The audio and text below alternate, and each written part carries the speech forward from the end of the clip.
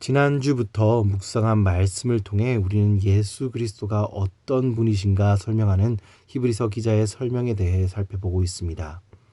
히브리서 기자는 지난주 말씀 가운데 유대인들이라면 모두 다 알고 있는 그리고 그 권위를 인정하는 대제사장의 위대함에 대해서 설명했음을 지난주 말씀에 대해서 살펴보았습니다.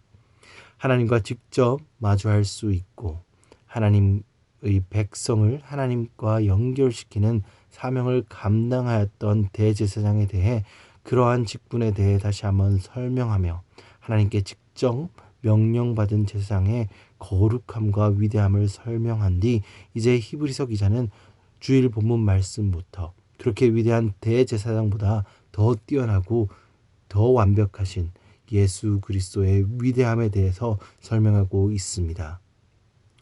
우리가 첫 부분에서 살펴본 것처럼 히브리서를 받는 성도들은 이 히브리서를 받을 때 성도들은 믿음을 저버리는 위기에 처해 있습니다. 그들이 박해받고 핍박받음으로 인해 다시 유대교로 돌아가는 것을 고민하는 것이 그들 가운데 있었습니다. 그렇기에 히브리서 기자는 이들에게 예수 그리스도의 본성과 그분이 어떤 분이신가를 가르치며 이들의 믿음을 굳건하게 하는 목적으로 이러한 내용을 가르치고 있었던 것입니다.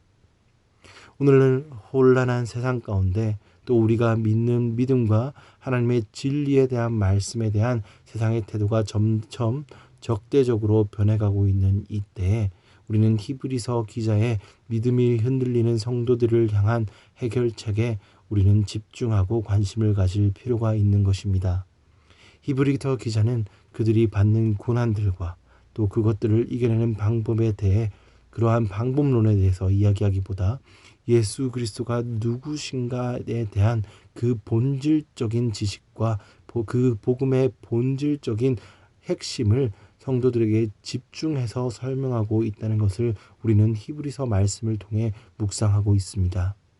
오늘날 우리가 이 혼란한 시절과 세상의 문화가 끊임없이 변화하여 우리의 믿음을 변질시키고 우리의 믿음을 위협하고 있어야 할 때 우리가 해야 할 가장 근본적인 것은 예수 그리스도에 대해 더 잘 알아가는 것이라는 것을 반증해서 알아볼 수 있습니다.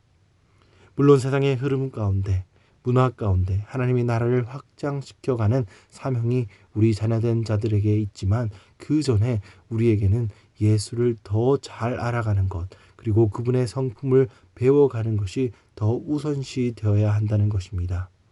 왜냐하면 우리가 하나님의 말씀이신 예수 그리스도와 동행하며 알아갈 때 우리는 빛 대신 예수 그리스도께서 세상을 이겨내실 수 있음을 확신하게 되고 이미 승리하신 예수 그리스도의 권세에 힘입어 어떠한 공격과 위협에도 이겨낼 수 있는 하나님의 자녀로 굳게 설 수 있기 때문입니다.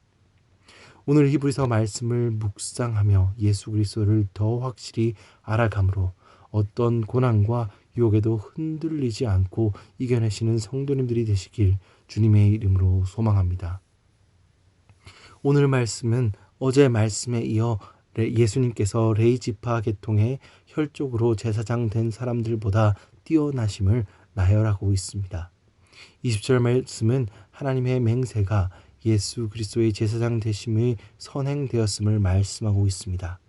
그러나 레위인들은 하나님께 드리는 맹세 없이 그들의 가문과 육체적인 혈통에 또 하나님이 내리시는 법에 따라 제사장이 되었기에 그들은 하나님의 신실하신 약속으로 보증되어진 이들이 아니기 때문에 그들이 처해 있는 상황과 변화와 위협과 유혹 속에 변질되는 위협에 처해 있습니다. 그러나 예수님께서는 그와 같은 상황에 얽매이지 않은 분이시기 때문에 그 직분을 저버리지 않으심을 그 직분을 끝까지 가져가실 것임을 히브리서 기자는 설명하고 있습니다.